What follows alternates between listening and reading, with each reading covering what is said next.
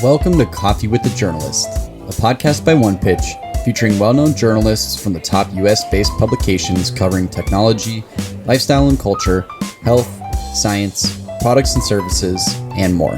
The goal of our show is to uncover the real person behind the real stories you love to read.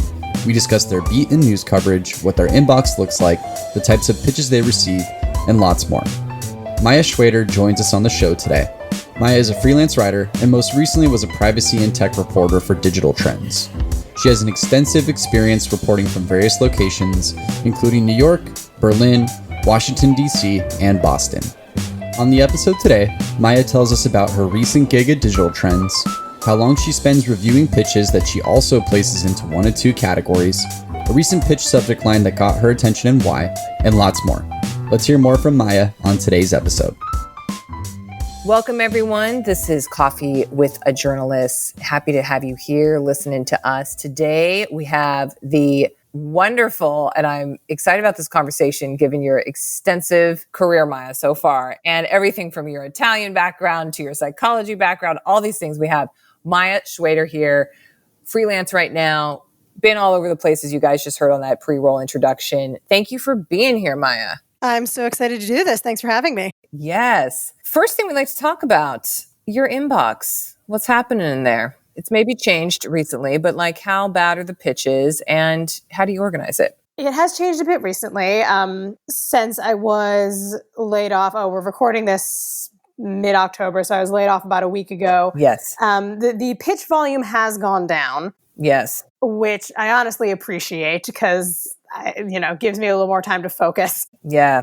But I will say, as the pitch volume has gone down, the general quality of the pitches has also gotten worse. It seems like all of the people who I enjoyed talking to or who usually would, send me interesting things have sort of faded into the background. And the people who I'm going to guess that they weren't paying attention to what was happening in the journalism industry, all of those people are still in my inbox bugging me about things that not that I didn't care about them, but just it was unclear where I was going to be able to place those stories. And now it's even more unclear. So it's sort of what am I going to have to sift through today? Yeah.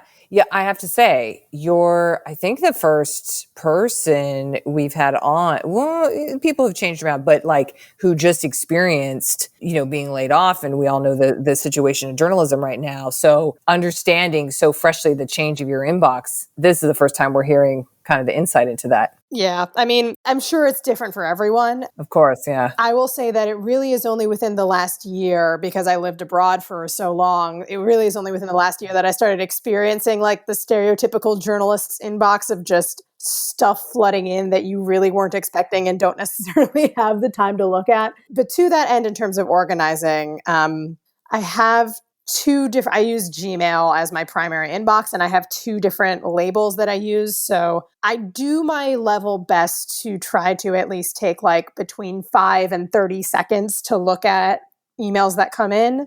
And what I will do is I will label it one of two things, either just generic press releases, stuff that I'll get around to maybe when I have time. And then I have another sub-label that says, look at these. And that is press releases that I took a look at and thought, oh, this might actually be interesting, but I don't have time right now. Let me come back to this and actually look at it later. Mm-hmm. So that is the general organization tree. And because I'm freelance, I won't really assign out which story I'm going to put in which place until I've actually found a home for it. So that involves, more emails being sent out and like spreadsheets tracking which editors I've harassed about what and such and such. Mm-hmm. Now, okay, did you look at every single email previously in your full-time job? Because that's rare. Right. I will not say I looked at every single. I will say I did my best to look at 80% of the ones that came in. Yeah, that's still pretty high. It's still high. And I will say, as someone who,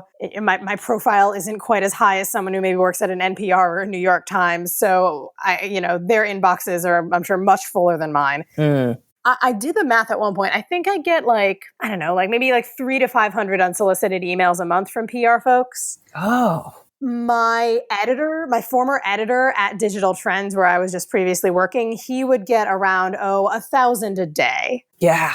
which that is a really unsustainable amount. So I tried to take advantage of the fact that, mine is maybe a little bit more manageable to try to give the pitches their due, because having interacted with PR people in this way, I understand the goal that a lot of them have and where they're coming from. Mm-hmm. That doesn't mean I necessarily can help you out or am interested in the story that you have, but I will at least try to open the email, read the subject line, read the first couple of sentences. And if it grabs me, then I'll keep reading. And if not, then I got to move on. Yeah. Any good pitches let's say in the last 6 months that had a subject line that just grabbed you? Yes, actually. One of the last stories I wrote for Digital Trends, this person did a really good job targeting this story.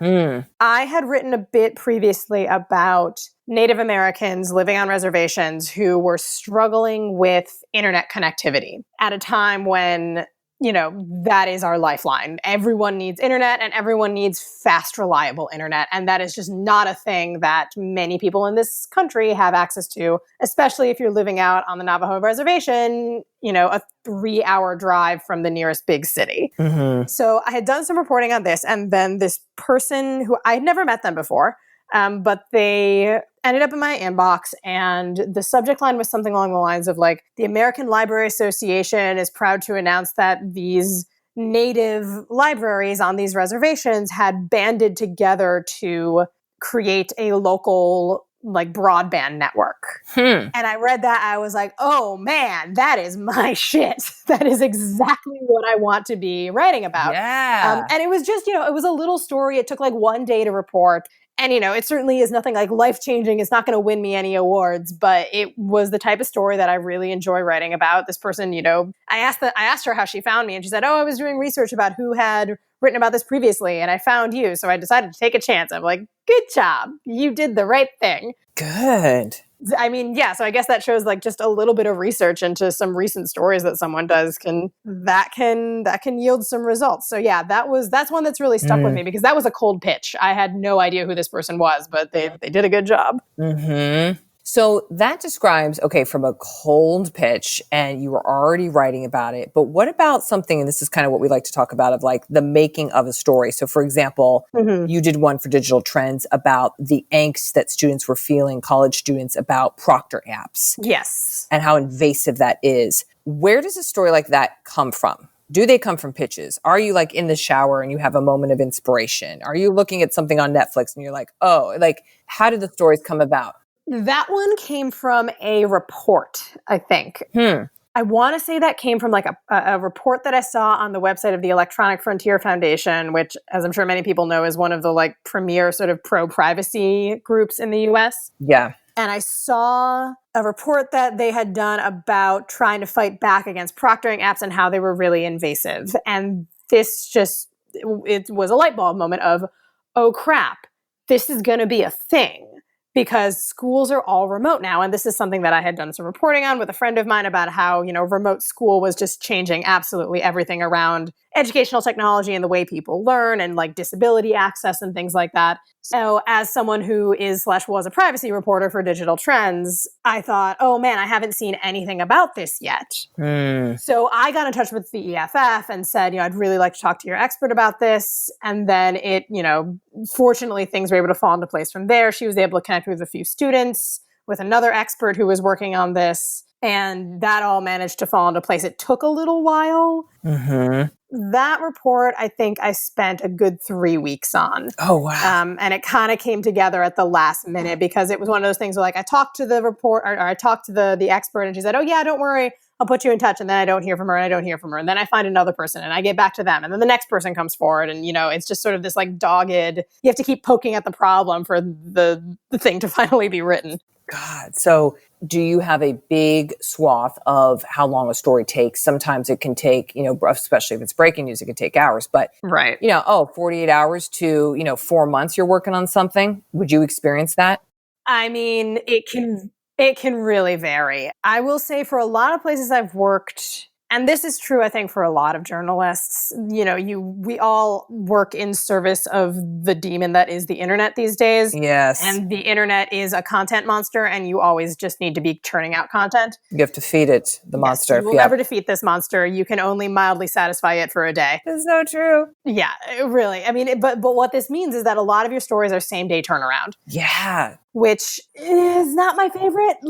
No. I get the need to get the information out there, but this is one of my least favorite things about being a journalist is when you have an editor or a producer who's on you to be like, there's this big breaking news story. Let's get original sources and new reporting and a brand new angle and some new experts to talk about it in the space of let's be honest, it's not even 24 hours. It's 5 hours, right? News breaks at 10 a.m. You have until 4 p.m. to get the thing reported. Yeah. And to that end, the way PR people can really help in that respect is just be fast on your email. If a reporter is contacting you and needs to, find an expert ASAP, they need that expert ASAP. And it can benefit both of you if you are, on your email, can find some of the PR people I'm closest to are people who I've never met them in real life, but they have been there for me when I really needed to find a person to talk to. And I owe them a lot for that. I know I've said that before elsewhere, but it really is true. Mm-hmm. So yeah, for those same day turnaround stories, you really need to be fast. And everyone hates doing, or at least I hate doing them. I always wish I had more time. I like to be able to spend 2 or 3 days on a story. If it's not a big investigation, if I'm spending longer, it probably means the story isn't going to happen, or I'm just, wasting my time barking up the wrong tree somehow. Especially as a freelancer, I'm willing to put in 2 to 3 days of effort to sort of try to make a story happen. And after that, it's kind of diminishing returns. Yeah. If I'm a full-time person somewhere, then you have a little bit more flexibility. Okay, I can spend 2 weeks, I can spend 3 weeks, I can spend 4 weeks if it's something that's really, really in-depth. Because, my livelihood doesn't depend on me churning out content in the way it does if you're a freelancer. Yeah. Oh, man. Today's interview will continue after this brief message brought to you by OnePitch. Are you curious to see the unique ways OnePitch helps PR professionals and marketers pitch journalists? Head to onepitch.co to learn about our new OnePitch score and see how easy it is to find the right journalist to pitch your news to. Sign up for your free account today. Now, back to today's episode. Let's play a little word association game. Oh boy. Okay. These are fun. Okay. So I'm going to say a word and you just come out with your first thought. Okay. Food. Pasta. Drink. Bubble water. This is what my stepson's called soda water. Hobby. Cello. Boston. Red Sox. Berlin. Nightlife. Remote learning. Ouch. Social media. Yuck. Harvard. It's where I live. Facebook. No, thank you. Broadcasting. Fun. Deep fakes. Yikes. Journalism. Yes, please. And pitch. Please respond. Please respond. Yes. Oh, this is so true. Well, now maybe in your time, since you don't need to be feeding the monster of the internet machine maybe so much, I'm curious to hear if this changes anything for you, but what are you reading? Ooh, good question. I'm one of those people who's always kind of reading 5 books at once. I literally have 5 books with me. So I'm in Washington, D.C. right now as we're recording this, doing some election reporting. Oh, gosh. And I brought 2 books with me and I picked up 3 more books while I'm here. Oh, wow. This is how my brain works. So 2 of those books, one is it's a very small book by Margaret Sullivan, who's currently the media critic for the Washington Post. Basically, it's like an extended column about the death of local news and the ripple effects that has had on local governance and local communities. Mm-hmm. And it is really, really stark. She focuses it's called Ghosting the News. Yes, I can highly recommend it. It will take you an afternoon to read and is very insightful. She's very good. She focuses mostly on newspapers because that's her background. She does mention how local radio and local TV has sort of taken a different track than local newspapers have. Mm-hmm. But what has been super interesting about reading this book is discussing it with my friends who are not journalists. So for instance, my partner is a software engineer. And he's he keeps track of the news. He has people in his family who were politicians. He knows what's going on in the world around him. But I was reading sections of this book out loud to him, and him coming from the startup scene, he was saying, okay, but why is that a problem? Like, why is this a big deal that local news is dying? What does this actually mean? And I'm trying to explain, like, it means there's more space for corruption to flourish. Voters aren't as well informed. You don't know who you're voting for. And he goes, yeah, but the product isn't being marketed correctly. Oh, it's a marketing problem. It is, to a certain extent. And it feels really distasteful as a journalist, because you're taught that, your mission in life, your goal as a journalist is to defend democracy and to educate the public. And it's this very noble mission, and everyone should be paying attention to what you're doing because it's so important. Yes. And the reality is, people are living their lives and they don't have time to pay attention to the news. And the news is so fast-paced and it is so complicated sometimes. And it's so overwhelming that, your average person who doesn't have to pay attention to the news, of course they're not going to. Yeah. Everyone has other things that they're doing with their lives, taking care of sick relatives or trying to raise their kids or trying to look for a job.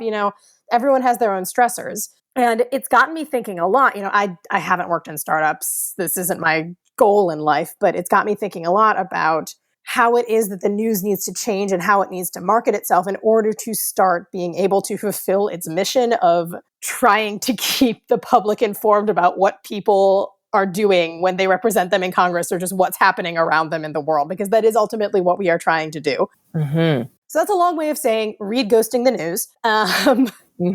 Another book I'm reading right now. So I am low-key obsessed with how horrible the fashion world is, and just how terrible everyone who works in the fashion world is. I am reading, it's a couple years old now. It's a book called Gods and Kings by Dana Thomas, I think is their name. Gods and Kings. I'm looking it up now. Gods and Kings. And it is a double biography of John Galliano and Alexander McQueen. Oh, I've heard of this. Oh my God, it is salacious. It is so good. It is such good reporting. Just, speaking as a journalist, I really appreciate the access that this journalist got. It is, if you are at all interested in fashion, it is such a... Oh yeah, I'm getting it now. It is such an amazing look at like the behind the scenes of how big brands do and don't sustain themselves. Is it, I don't know anything about it. Was it extreme rivalry between them? I haven't gotten to that point in the book. It's just sort of tracking both of them and kind of the parallels of how they rose. Because McQueen was a lot younger than Galliano. Like Galliano, I think, oh God, I'm forgetting. I think Galliano came up in like the 70s and the 80s, and McQueen was a little more recent. Yeah. But it's just sort of tracking the parallels in their careers and how they were both these very like working class, London boys, more or less, and how they managed to claw their way up in this hyper-competitive fashion world. And both of them are insanely talented, but then also all of the bullshit that happens in the fashion world and the stuff that you have to deal with, even when you've made it as a big designer. So this is just my low-key obsession. And if this is something that you're interested in, I highly recommend it. Fascinating. Okay, you got one more? I'm mostly reading nonfiction books right now. I don't know why, but another one is a book by Gretchen McCullough, who is the internet's favorite linguist. She's a Canadian linguist, and she wrote a book called Because Internet, which is a look at how the internet is changing the way we communicate.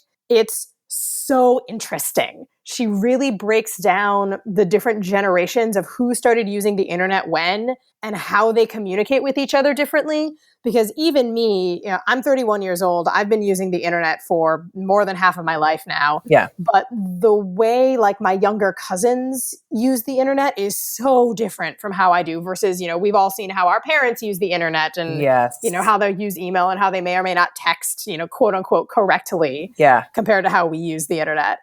So I can highly recommend that one if you want just something that has absolutely nothing to do with like politics or people being horrible to each other, but is still very much rooted in the real world. Yes. Well, that kind of leads to the next question, which is, what's your take on the future of journalism? Journalism's not going to go away. That I am sure of. It's going to change fundamentally. Now, the one thing that I've seen that I'm sure a lot of other people have noticed is It seems like every journalist and their mother is starting up a newsletter these days. And Yes, a Substack. yes, some of them are, worth more than others, I will say. But the ones that are good are really, really good. And they tend to feature, journalists who have made a name for themselves or have built up a lot of sourcing and have the support network, and whatever that means, to venture out on their own and eventually like bring in their own contributors and their own people and their friends to help write this newsletter. And they're kind of like reinventing the newspaper in a way, because as it turns out, if it's really good content and people trust you, people are willing to pay for that. So that's really interesting to me. I really hope that what we're seeing is the start of a new shift in what the delivery mechanism of journalism will be. Because newsletters have been around for a while. We're just sort of seeing them start to heat up now. And so I think what we're going to start seeing is more and more journalists, finding a way to start their own thing or hopping onto newsletters that are becoming quickly popular and that are getting paid subscribers to a point where they are paying just as well as your established media brands. I think that, the big, dinosaurs like the New York Times and the Washington Post, they're going to stay with us in some way, shape, or form. But what I'm most interested in seeing is how local news then develops. Yeah. And if, a place like Youngstown, Ohio, or Anchorage, Alaska is going to eventually be able to have a thriving local news scene again through this sort of new newsletter trend that's happening. Because I believe in my core that people don't want to be dumb. People want to be educated. They want to be informed about the world around them. But you kind of have to meet them halfway. You can't always be banging them over the head with this corruption and that horrible scandal and this terrible thing is happening. They want to know what's happening in the world, but they also need a break occasionally. So I really hope that one thing that happens is people will be able to step back from this 24-hour news cycle that we've locked ourselves into and maybe focus a little bit more on just their town or their municipality or their state. Because honestly, those are the politics that really matter. Yeah, and I'm with you on the deluge that is now, unfortunately, the news. You cannot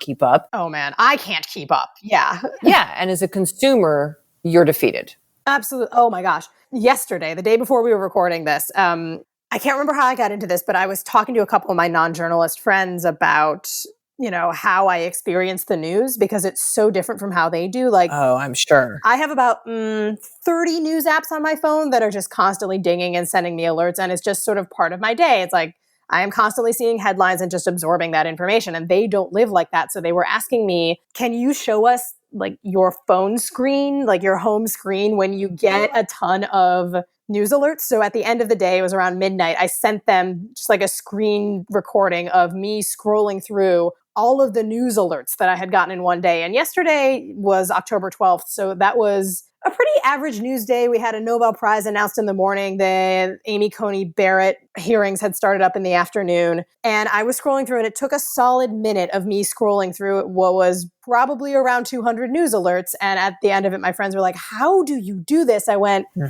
I don't know any other way to be. This is just how I am. But this is definitely not something that your average person can interact with.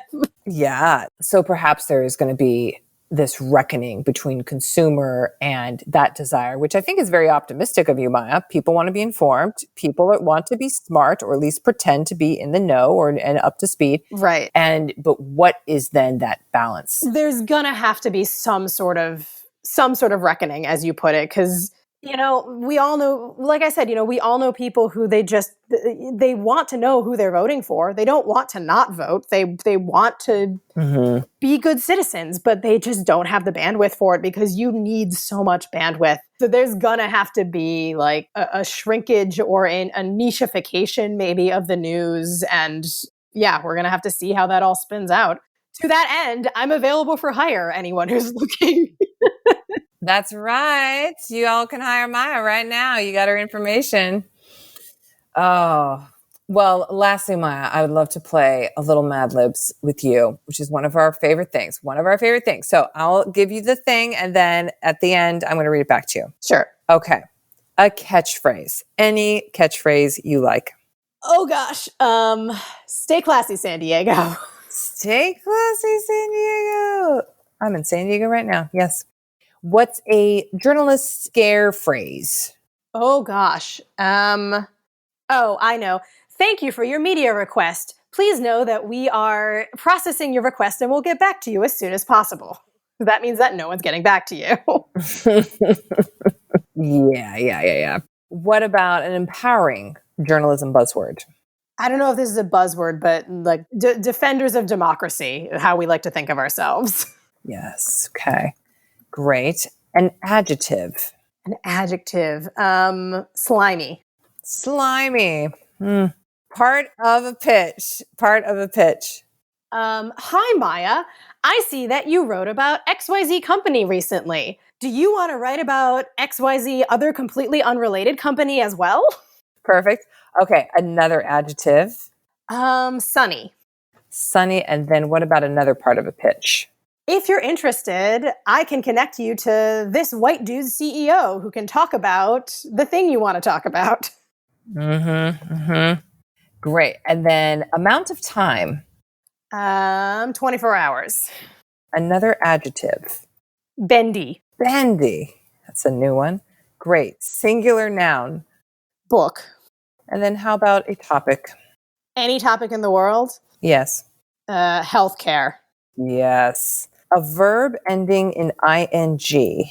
Scouting. And then just a verb. Just a verb. Run. Okay. Are you ready? Yes. Oh boy, this is going to be a mess. Sometimes they're shockingly accurate. So let's see. Okay. To me, tech journalism is Stay Classy San Diego. It consists of thank you for your media requests and being a defender of democracy on the daily. If a pitch has a slimy, hi Maya, I heard you wrote about X, I will absolutely respond to it. However, if a pitch has a sunny, if you're interested, this white dude CEO can talk to you, you can expect no reply from me. If 24 hours goes by and you don't see an email back from me, you can just assume I am not bendy about it.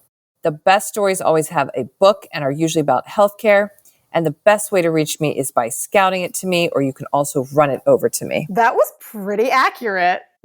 That was pretty good. Yes, another successful one. Oh, Maya, thank you for being on with us today, especially in this pivot of your just career and this crazy time. Of course, this is a delight. Thank you for being out there. This was a lot of fun. Thanks so much. Thanks for tuning in to this week's episode of Coffee with the Journalist featuring Maya Shwayder. If you like our show, make sure to subscribe on iTunes, Spotify, Google Podcasts, and anywhere else you listen to podcasts. And if you have a moment, leave us a review to share your thoughts about the show in today's episode. To learn more about the latest tools on OnePitch, head to our website at onepitch.co and see the unique ways we're helping public relations professionals pitch journalists more effectively.